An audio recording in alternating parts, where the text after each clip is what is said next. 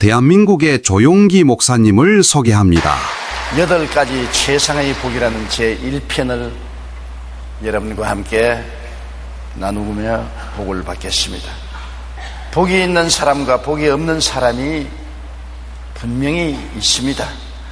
복을 많이 받은 사람과 복을 받지 못한 사람이 우리 주변에 있는 것을 살펴보아서 잘 알고 있습니다. 어떤 사람은 한평생 고생하지 않고 남의 덕에 잘 사는 사람이 있는가 하면은, 다른 사람은 한평생 뼈 빠지게 고생만 하다가 가는 사람이 있는 것을 우리가 보고 있습니다. 예수님께서 말씀하시는 복은 운명적으로 차별지어진 복이 아닙니다. 누구든지 순종하여 믿고 받아 누리면 받을 수 있는 지극한 복을 말씀하시고 계십니다.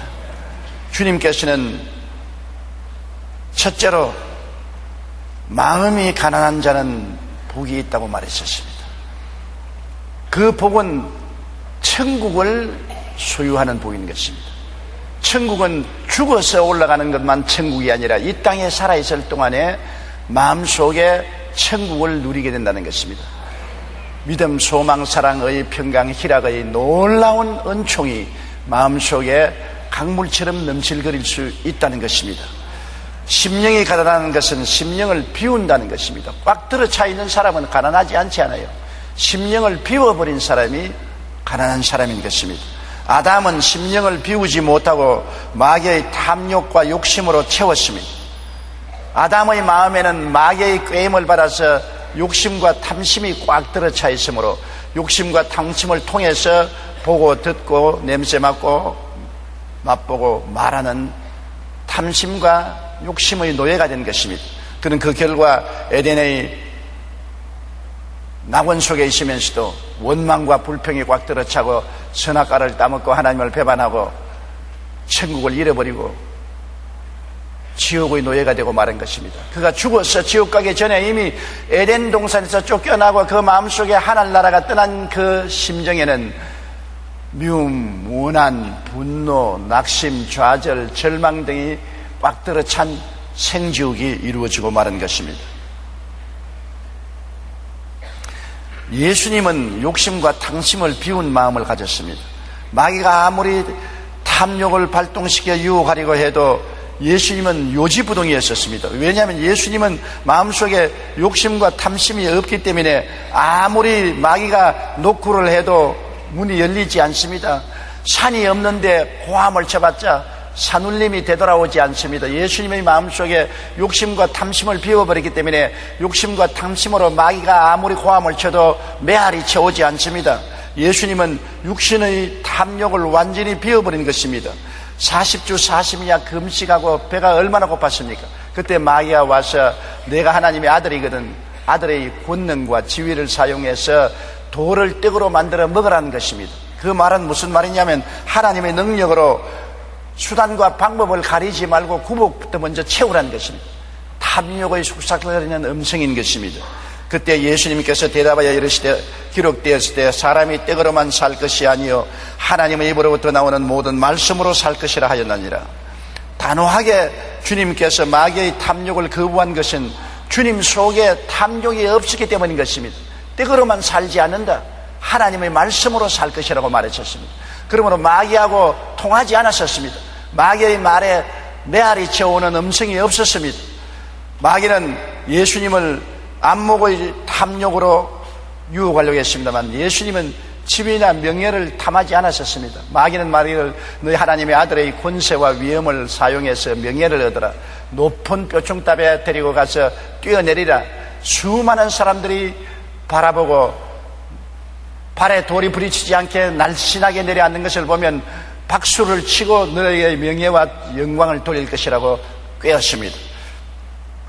만일 내가 하나님의 아들이여든 뛰어내리라 기록하였을 때 그가 너를 위하여 그의 사자들을 명하시리니 그들이 손으로 너를 붙들어 발이 돌에 부딪히지 않게 하시리라고 성경까지 인용하면서 탐욕으로 주를 이끌었으나 주님 마음속에는 지위나 명예나 유명해지기를 원하는 탐욕이 없었습니다. 그러므로 거기에 메아리치지 않았었습니다. 예수께서 이르시되 또 기록하였을 주 너희 하나님을 시험하지 말라 하였느니라 하시니 마귀가 명예욕으로 예수님을 넘어뜨릴 수가 없었습니다. 마귀는 예수님을 높은 산 위에 올라가서 세상 부귀 영화를 다 보이면서 내게 절하면 이것을 내게 주겠다는 것입니다. 예수님의 마음속에 부귀 영화 공명을 원하는 탐욕과 욕심이 없었습니다. 그러므로 그 욕심을 가지고서 아무리 유혹해도 메아리 치지 않습니다. 게임에 넘어가지 않습니다. 예수님은 사탄아 물러가라, 주 너 하나님만 섬기고 그에게만 절할 것이라고 하는 것입니다. 여러분, 마음속을 비워버린 사람에게는 아무리 세상 것을 가지고 욕심과 탕심으로 유혹해도 그 유혹에 넘어가지 아니하는 것입니다. 우리가 마음속에 세상 욕심과 탐심이 있으면 마귀는 욕심과 탕심을 가지고 우리를 유혹하는 것입니다. 마귀에게는 욕심과 탕심 이외에는 아무것도 없습니다. 아담과 하와도 욕심과 탐심으로 유혹했고 예수님도 욕심과 탐심으로 유혹했는데 아담은 마음을 비우지 못하고 예수님은 마음을 비웠었습니다. 그렇기 때문에 천국이 가득히 차 있어서 마귀의 세계가 들어올 수가 없었던 것입니다. 우리도 우리 마음의 탐심과 욕심을 비워버려야 되는데 어떻게 비워버립니까? 주님 앞에 나와서 회개와 통회와 자복으로 욕심과 탐심을 비워야 되는 것입니다. 회개하라, 천국이 가까워왔다는 말은 천국이 아무리 가까워도 마음에 세상의 욕심과 탐심이 꽉 들어 차 있으면 주님 나라가 들어올 틈이 없는 것입니다. 욕심과 탐심을 주님 앞에 회개하고 자복하고 성령의 도우심을 받아 비워버리면 그 속에 하나님이 들어오시고 예수님이 들어오시고 성령이 들어오시고 천국이 들어와서 마음을 점령할 수가 있는 것입니다. 욕심과 탐심이 있으면 그와 함께 염려, 근심, 불화, 초존, 절망이 마음속에 소용돌이 치는 것입니다. 욕심과 탐심을 비워버리고 천국이 들어오면 의와 평강과 희락, 믿음, 소망, 사랑이 충실하게 넘치게 되는 것입니다. 천냥지 차이 변화가 다가오게 되는 것입니다. 성경에는 욕심이 잉태되면 죄를 짓고 죄가 자라면 사망을 갖고 온다고 말한 것입니다. 욕심이 잉태되면 죄를 짓게 되는 것입니다. 죄는 정상적인 방법이 아닌 잘못된 방법으로 욕심을 채우려고 하는 것이 죄인 것입니다. 욕심이 생기면 죄를 짓게 되고 죄가 깊어지면 죽음이 다가오게 되는 것입니다. 에베소 4장 18절 19절에 그들의 총명이 어두워지고 그들 가운데 있는 무지함과 그들의 마음이 굳어짐으로 말미암아 하나님의 생명에서 떠나 있도다. 그들이 감각 없는 자가 되어 자신을 방탕에 방임하여 모든 더러운 것을 욕심으로 행한다고 말한 것입니다. 욕심이 들어오면 총명이 어두워지고 무지함과 마음이 굳어짐으로 말미암아 마귀의 종이 되고 마는 것입니다. 욕심과 탐심을 비우고 하늘나라와 하늘의를 구하면 천국이 우리 마음속에 가득하게 임하게 되는 것입니다.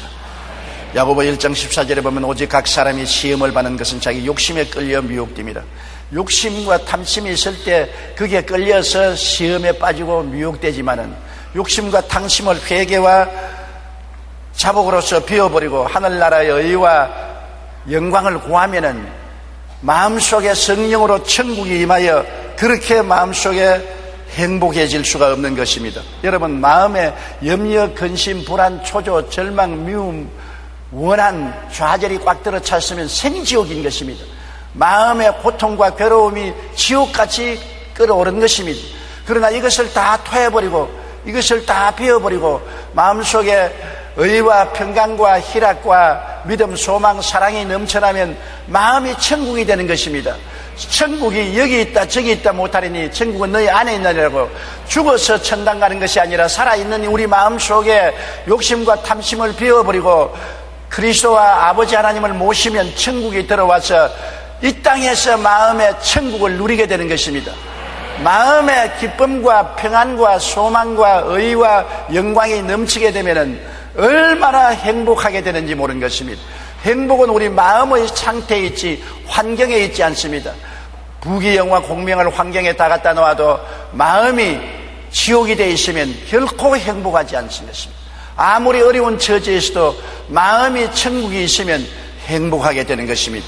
여러분, 우리가 이 세상에 살면서 하나님의 택함을 받은 사람은 마음을 비우게 하기 위해서 시험과 환난을 당하게 하는 것입니다. 삶을 풍랑이 일어나면 욕심과 탕심의 짐을 부리게 되는 것입니다. 성경에 보면 지중해를 건너던 배들이 큰 풍랑을 만나면 배의 짐을 먼저 다 풀어서 바다에 던져버렸다는 것입니다.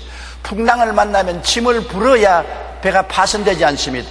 우리도 인생을 살면서 삶의 풍랑을 만나면 짐을 부르게 되는 것입니다. 욕심과 탐심을 회개하고 자복하게 되고 주님 앞에 부르짖게 되면 주님의 나라가 우리 속에 임하게 되는 것입니다. 시편 119편 67절에 고난당하기 전에는 내가 그릇 행하였더니 이제는 주의 말씀을 지키나이라고 말한 것입니다. 에베소 4장 22절로 24절에 너희는 유혹의 욕심을 따라 썩어져가는 구습을 따르는 옛사람을 벗어버리고 오직 너희 심령이 새롭게 되어 하나님을 따라 의와 진리의 거룩함으로 지음을 받은 새 사람을 입어라. 새 사람을 입으면 좋겠는데 울어도 못하고 힘쓰도 못하고 애쓰도 못한 것입니다. 인간의 힘으로 안 되니까 우리가 깨어지고 회개하고 욕심과 탕심을 자복하면 성령이 도와주셔서 우리 마음을 청소시켜 주시고 성령의 도움으로 말미암아 아버지와 아들이 우리 마음에 안주하여 계시고 천국이 우리 심령 속에 임하게 되는 것입니다. 마음이 가난한 자는 천국을 소유하는 복이 되는 것입니다. 마음의 탐욕과 욕심이 꽉 들어찬 자는 지옥을 마음속에 가지고 생지옥의 고통을 당하게 되는 것입니다. 이 세상에 부귀영화 공명이 결코 행복을 갖다 주지 않습니다. 욕심과 탐심을 비워야 하늘나라가 임하시고 하늘나라가 와야 의와 평강과 희락과 믿음, 소망, 사랑으로 출렁이는 삶을 살아갈 수가 있는 것입니다. 행복은 마음의 상태에 있지 환경에 있지 않다는 것을 우리가 알아야 되는 것입니다. 우리는 불행한 이웃을 탓하고 환경을 탓합니다만 이웃과 환경이 우리에게 불행을 가져올 고난은 없습니다. 아무리 마귀가 꾀어도 예수님은 마귀의 꾀임에 넘어가지 않았습니다. 마음에 탐욕과 욕심이 없으면 이웃의 어떠한 어려움에도 환경에도 우리는 고난을 당할 이유가 없는 것입니다. 마음에 하늘나라가 임할 수 있는 것입니다. 둘째로 주님께서는 애통하는 자는 복이 있나니 위로를 받을 것이라고 했습니다. 애통이란 무엇인 것입니까? 자기의 부족함을 알고 탄식하고 슬퍼하는 것을 말하는 것입니다. 자만하는 사람은 애통하지 않습니다. 자기가 잘났다고 생각하고 이만하면 되었다고 생각하는 사람은 어깨 쭉 펴고 주먹을 쥐고 금방지게 턱을 높이 들고 자만하지 애통하지 않습니다. 애통하는 사람, 가슴을 치는 사람은 자기가 얼마나 못나고 처참하고 모자란 사람인 것을 깨달아 알았을 때 가슴을 치고 탄식하는 것입니다. 그것을 헝그리 스피릿이라고 말합니다. 심신이 배고픈 사람을 말하는 것입니다. 자기가 심신이 배고픈 헝그리 스피릿을 가지고 있는 사람은 어찌하든지 배고픔을 면하려고 자기의 배고픔을 채우려고 노력하게 되는 것입니다. 시편 34편 18절에 야훼는 마음이 상한 자를 가까이 하시고 중심으로 통회하는 자를 구원하시는도다. 마음이 상해서 자기 부족함을 탄식하고 슬퍼하면 주님께서 와서 축복하시고 위로해 주시는 것입니다. 세계적인 원자력 전문가인 정근모 박사는 늘 1등 인생에 익숙한 사람이어서 마음에 애통함이 없었습니다. 경기 중고등학교를 수석으로 입학한 후에 경기고등학교 시절에는 4개월 만에 월반하여 서울대학교에 차석으로 입학한 천재였습니다. 24살에 우리나라 유학생으로 제일 먼저 어린 나이에 미국 플로리다 대학교에서 박사학위를 받고 교수가 되어서 꼬마 교수라는 이름을 얻었습니다. 미국 시민권을 얻고 미국의 과학계의 두각을 나타내는 놀라운 원자 전문한 학자였던 것입니다. 승승장구하며 나아가던 어느 날 갑자기 그의 아들이 심부정증으로 투병 생활을 하게 되어 지금까지 1등 인생에 있던 그에게 큰 고통이 찾아왔습니다. 이 세상의 부모에게 가장 괴로움은 자식이 고통당하는 것입니다. 자식이 신장이 망가져서 신부정증이 되어서 죽어가는데 이 세상 1등 인생이 무슨 소용이 있는 것입니까? 너무나 마음에 고통스러운 것입니다. 아들에게 자기 신장을 떼주는 과정에서 그는 하나님을 만나 중생을 체험했습니다. 그리고 그는 이들의 질병으로 인한 애통함이 없었더라면 그가 하나님 앞으로 나오는 일은 없을 것이라고 고백한 것입니다. 사랑하는 아들에게 닥친 죽음을 바라보고 얼마나 땅을 치고 애통하고 인간의 지혜와 총명과 모략과 재능으로 아무것도 할 수 없는 것을 깨닫고 회개하고 그때 예수님을 믿고 하나님께 두 손 들고 나온 것입니다. 그래서 정근모 박사가 구원받은 사람이 되고 구원을 받고 난 다음 뭘 해야 되겠는가? 조국과 민족을 위해서 일해야 되겠다고 미국 시민권 포기하고 한국으로 나와서 과학처 장관도 하고 전력회사 사장도 하고 오늘날 총장으로서 일하고 있는데 그가 교만하고 오만하고 자기 만족으로 꽉 들어 찬 인생이 아들이 신부정증에 걸림으로 애통하게 되었다는 것입니다. 애통하는 사람이 하나님의 위로를 받을 수가 있는 것입니다. 애통하지 않은데 하나님께서 도와주려고 말씀하지 않으시면 너희는 내게 부르짖어라. 누가 부르짖습니까? 애통하는 사람이 부르짖는 것입니다. 그러면 내가 응답하겠고 내가 알지 못한 크고 은밀한 일을 보여주리라고 말씀하신 것입니다. 애통하는 자는 복이 있나니 제가 위로를 받을 것임이라는 하나님의 위로가 임하는 것입니다. 애통하는 젊은이가 성공한 것입니다. 젊은이들이 놀러나 다니고 유흥업소나 들락거리고 돈이나 쓰고 번지르하게 좋은 옷만 입고 다니면 애통하지 않은 마음을 가지고 있는 사람은 내일이 뻔합니다. 내일에 성공이라는 위로가 없는 것입니다. 그러나 잠을 자지 아니하고 호학을 해가면서 애통하는 마음으로 가난을 대물림하지 않겠다, 이 고통을 대물림하지 않겠다는 결심을 가지고 노력하는 사람은 위로가 다가오는 것입니다. 어떤 위로냐? 축복과 성공의 위로가 다가오는 것입니다. 지금 마음에 애통하는 사람은 장차 위로를 받고 즐거움을 얻게 되는 것입니다. 지금 웃고 즐기는 사람은 장차 울게 되는 것입니다. 지금 내 마음이 가난해야, 헝그리 스피리트가 있어야 이 가난을 면하기 위해서 뼈 빠지는 고생을 하고 노력을 하고 애를 썼기 때문에 축복이 다가오는 것입니다. 하나님은 애통하는 마음을 가지고 노력하는 자에게 축복을 해주는 것입니다. 우리가 운동선수들을 보면 복싱선수나 육상선수나 다 가난한 사람들이 성공하는 것을 보았습니다.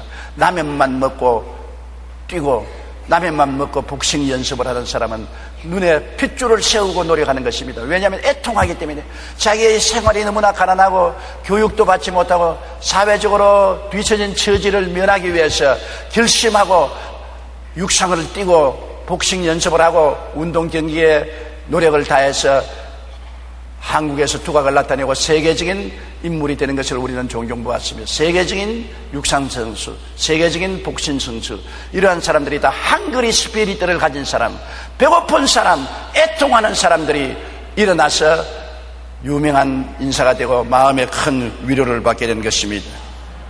야고보서 4장 9절로 10절에 슬퍼하며 애통하며 울지어다.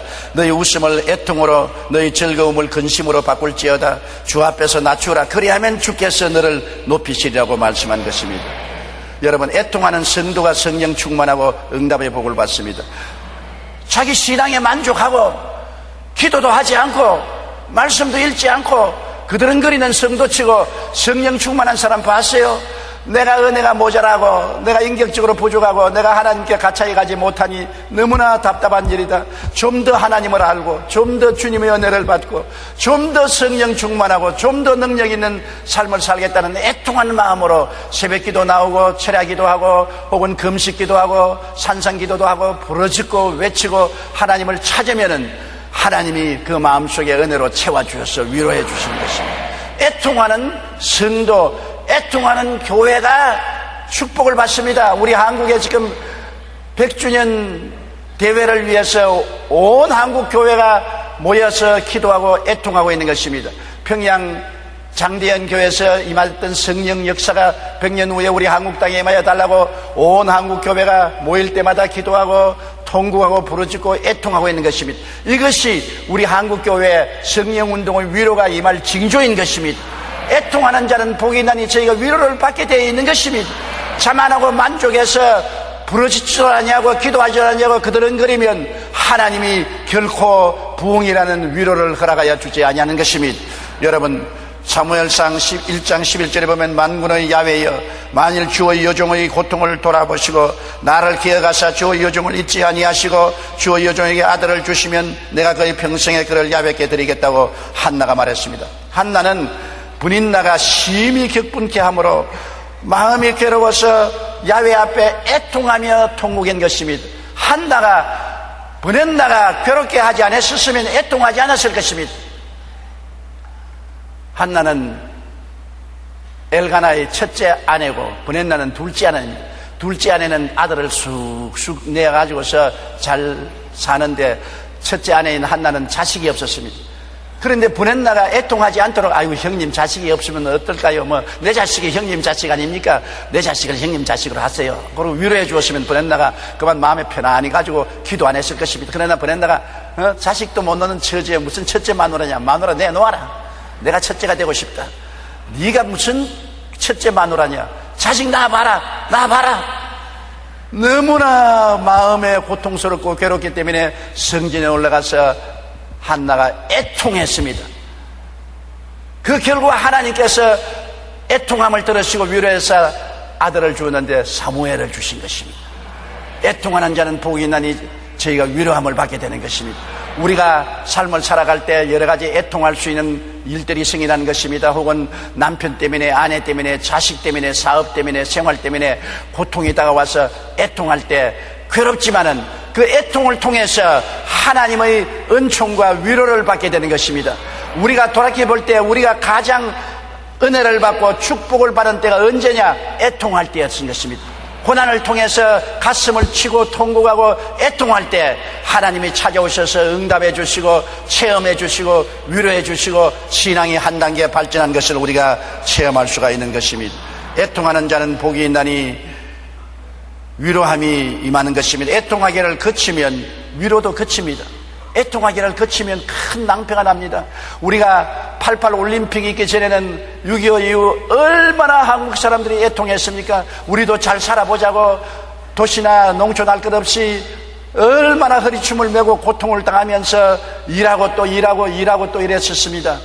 애통하는 마음이 우리 한국 국민에게 꽉 들어차서 우리도 한번 잘 살아보자. 우리도 일본이나 미국처럼 한번 잘 살아보자. 그런데 88 올림픽을 하고 난 다음 온 세계 사람들이 한국에 와서 코리아 넘버원, 와, 코리아 크게 발전했다, 대단하다, 그런 칭찬을 받은 바람에 그만 어깨가 으쓱해져서 애통하는 마음이 없어버리고 마는 것입니다. 우리도 꽤 잘 사는가 보다. 그때부터 엄청나게 사치풍조가 한국에 바람이 불고 노사 분쟁이 일어나고 여러 사회 구석구석마다 잘못된 일들이 일어나기 시작한 것입니다. 결국 애통하는 마음이 없으니까 그 결과 무엇이 왔느냐? IMF가 오고 말한 것입니다. 애통하는 마음이 없기 때문에 IMF가 왔는 것입니다.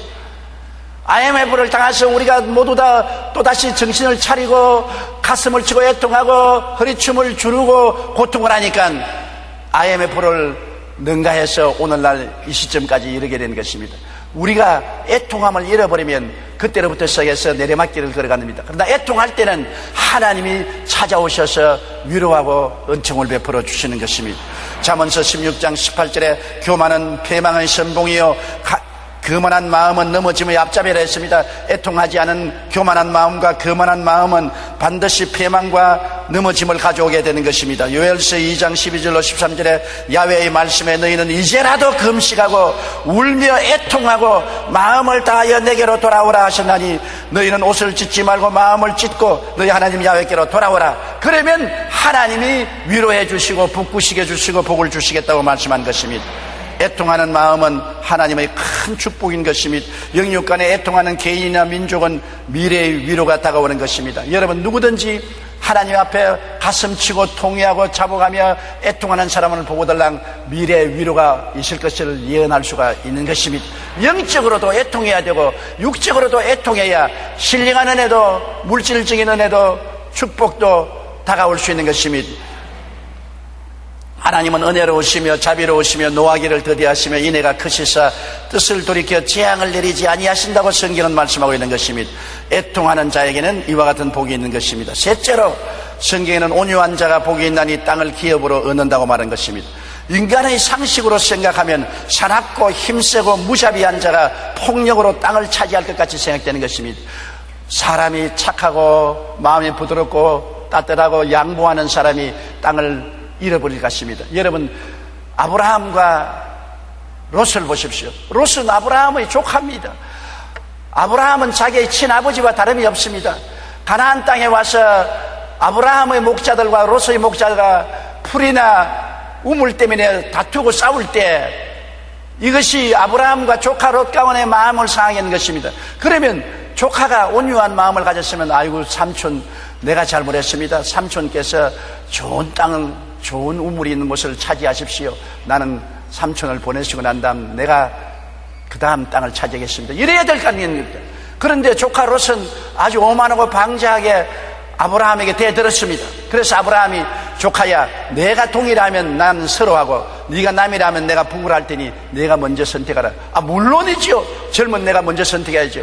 그래서 요단 땅을 바라보고 물도 넉넉하고 목초도 많으니까 그곳으로 가버렸었습니다. 아브라함은 양보하고 메마른 가나안 땅에 남았습니다만 아브라함은 하나님과 더불어 남은 것입니다. 롯은 좋은 땅을 차지하러 갔으나 하나님 없이 갔고, 아브라함은 비록 메마른 땅에 남았으나 하나님과 함께 남으니까 하나님께서 온유한 아브라함에게 복을 주어서 온 가나안 땅을 다 점령하게 하고, 하나님 없이 소돔과 고모라로 내려간 롯은 패가 망신하고 마는 것입니다. 여러분, 온유한 자가 실패하고 낭패하고 버림받는 것 같지만은 온유한 자는 하나님이 같이 계시기 때문에 결국 땅을 차지하게 되는 것입니다.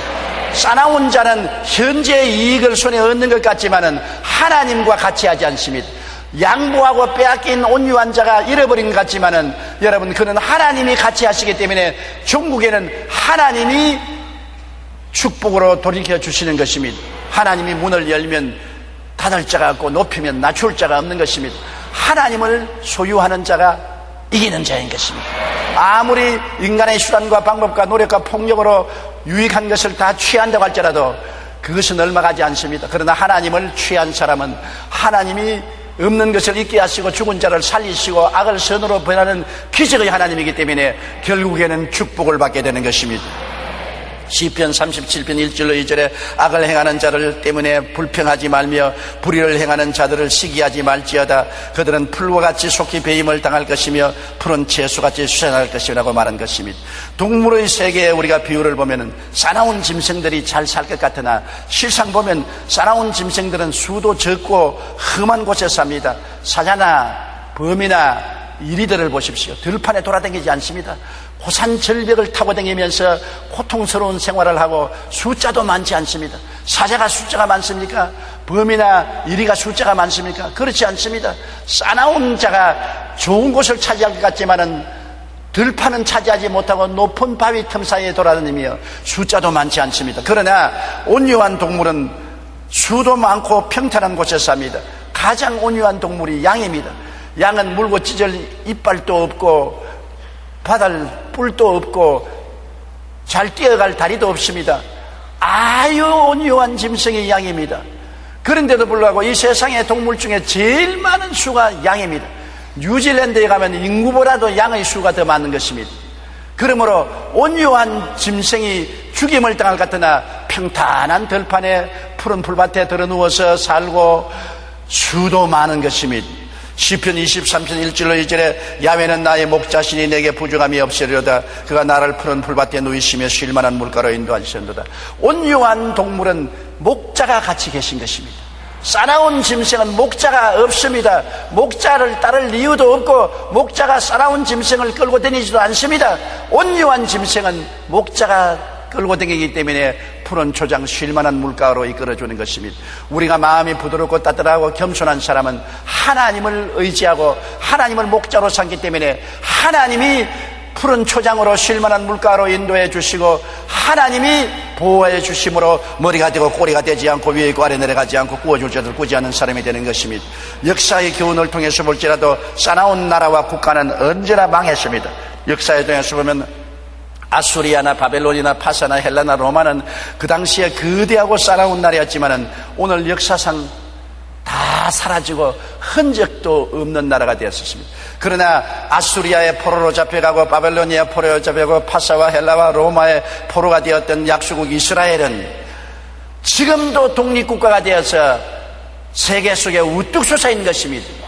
역사상 그렇게 싸나운 나라들은 다 망해서 흔적도 없는데 그들에게 짓밟히고 고난당한 이스라엘 소수민족은 지금도 나라를 세우고 독립국가를 세우고 세계적으로 영향력을 미치는 나라로서 존재하고 있는 것입니다. 제2차 세계대전과 공산주의 교훈을 보아도 하는 것입니다. 독일이 얼마나 싸나운 나라였었습니까? 온 유럽을 다 석권할 것 같았지만 싸나운 나라는 망했습니다. 일본이 사납게 일어나서 대동아 전쟁을 일으키고 온 대동아를 다 점령하려 했지만 망해버리고 마는 것입니다. 온유한 나라들이 짓밟히고 찢기고 죽는 것 같지만은 다 살아 일어나고 부활한 것입니다. 공산주의가 일어나서 온 세계를 공산화하려고 얼마나 많은 사람을 죽이고 고통을 괴로움을 가해왔습니다. 그러나 공산주의는 70년 만에 망해버리고 마는 것입니다. 여러분, 싸나운 개인이나 민족은 반드시 망합니다. 시편 76편 9절에 하나님의 땅의 모든 온유한 자를 구원하시려고 심판하러 일어나신다고 말한 것입니다. 온유한 자의 목자는 하나님이 되시기 때문에 하나님께서 온유한 자의 편에 서서 일한 것입니다. 온유한 사람이 결국 땅을 기업으로 얻게 되는 것입니다. 시편 37편 9절로 11절에 진실로 악을 행하는 자들은 끊어질 것이나 야훼를 소망하는 자들은 땅을 차지하리로다. 잠시 후에 악인이 없어지리니 내가 그곳을 자세히 살필지라도 없으리로다. 그러나 온유한 자들은 땅을 차지하며 풍성한 화평으로 즐기리로다. 악인은 하나님과 대결하게 되는 것입니다. 온유한 자는 하나님이 목자가 되시는 것입니다. 사람이 하나님과 대항해 싸워서 이길 수가 있는 것입니까? 하나님은 싸나운 자를 대항하시고 심판하시고 온유한 자를 돌보시고 인도하시고 보호하시는 것입니다. 그러므로 하나님은 온유한 사람을 이 땅을 차지하게 만들어주는 것입니다. 마태복음 11장 29절에 나는 마음이 온유하고 겸손하니 나의 멍에를 메고 내게 배우라. 그리하면 너희 마음이 쉼을 얻으리라고 주님이 말씀했습니다. 주님 자체가 온유하고 겸손합니다. 주님은 자기를 붙잡아 가는 사람에게 몸을 맡기고 때리는 사람에게 얼굴을 돌리고 수염이 뽑히고 십자가에 못 박이고 저항하지 않았었습니다. 마음이 부드럽고 온유하고 따뜻한 분이었었습니다. 로마의 군인들과 유대인들은 예수 그리스도를 사람께 몰아치고 십자가에 죽여서 그들이 이겼다고 생각했지만은 우리가 돌아보십시오. 로마와 싸나운 유대 군인들은 온데간데 없고 예수님은 만왕의 왕 만주의 주로 우뚝 서 계신 것입니다. 온유한 자가 천지를 점령하신 것입니다. 골로새 3장 12절로 13절에 그러므로 너희는 하나님의 택하사 거룩하고 사랑받는 자처럼 긍휼과 자비와 겸손과 온유와 오래 참음을 옷 입고 누가 누구에게 불만이 있거든 서로 용납하여 피차 용서하되 주께서 너희를 용서하신 것 같이 너희도 그리하라고 말씀한 것입니다. 오늘 주님이 주시는 팔복 중에 3가지 복을 알아보았었습니다. 다음 2주간 계속해서 팔복 강의를 하겠습니다. 하나님이 주시는 복은 예수님을 믿고 순종하는 자에게는 차별 없이 주기 때문에 우리는 깨닫고 배워서 복을 받을 수가 있는 것입니다. 마음이 가난해서 천국을 이 땅에서 벌써 가지고 살고 애통하여 주님께 부르심으로 응답받는 위로를 우리가 체험하게 되고 온유하고 겸손해서 하나님을 믿고 따름으로 말미암아 결국에 영혼이 잘되고 범사에 잘되며 강건한 성공을 이 땅에서 얻을 수가 있는 것입니다. 이러기 때문에 이러한 마음가짐을 우리가 가져야 그릇이 준비되는 것입니다. 준비된 그릇이 복을 받게 되는 것입니다. 그러므로 우리는 하나님께 하나님이여 마음의 욕심과 탐심을 다 비워버리고 마음이 가난하게 도와주시옵소서. 천국이 마음을 점령하게 도와주시옵소서. 아버지와 아들과 성령 삼위일체가 마음을 점령하게 도와주시옵소서. 항상 애통하는 마음을 잊지 마십시오. 만족하고 이만하면 되었다고 자만하지 마십시오. 한그리 스피리트를 가지십시오. 더 많은 은혜를 받기 위하여 애통하십시오. 더 많은 은총을 받기 위하여 애통하고 부르짖으십시오. 위로가 다가오게 되는 것입니다. 여러분 온유하십시오. 주먹은 주먹으로 이는 이로 총은 총으로 칼은 칼로 맞대결하면 다 망하는 것입니다. 오른편 뺨을 치면 왼뺨을 돌려대며 송사하여 그옷을 가지려면 조국까지 주며 억지로 오리를 가지면 심리를 가는 온유하고 겸비한 마음을 가진 사람은 하나님이 그 편에 서 계신 것입니다. 하나님이 우리 편에 서 있으면 두려울 것이 아무것도 없는 것입니다. 하나님 없이 아무리 큰 소리하고 주먹을 휘어두리고 움켜쥐어도 아무것도 하나님 손에서 빼앗을 수가 없는 것입니다. 결국은 싸나운 자는 온유한 자를 위해서 예비하고 준비할 따름인 것입니다. 이와 같은 마음의 태도를 준비하는 그 사람은 내일이 있고 영광이 있고 축복이 있겠다는 것을 알게 되시기를 주님 이름으로 축원합니다. 우리 고개 숙여 기도드리겠습니다. 하나님 우리 아버지여, 우리가 참으로 복을 받고 살 수 있는 마음의 태도를 가르쳐 주신 것을 감사합니다. 준비하지 않은 사람은 축복이 와도 받을 수가 없지 않습니까? 마음이 가난하게 도와주시옵시고 애통하게 도와주시옵시고 온유한 마음을 갖고 살게 도와주시옵소서. 세상 철학을 따르지 말고 세상 지혜를 따르지 말고 하나님의 지혜를 따르는 우리들이 되게 도와주시옵소서. 성령이여 우리 마음을 깨닫게 해주시옵소서. 참으로 복받은 사람이 되게 하여 주시옵소서. 예수님 이름으로 기도드리옵나이다. 아멘. 할렐루야. 아멘. 목사님 감사합니다. 구독과 좋아요는 제작하는 데 힘이 됩니다. 감사합니다.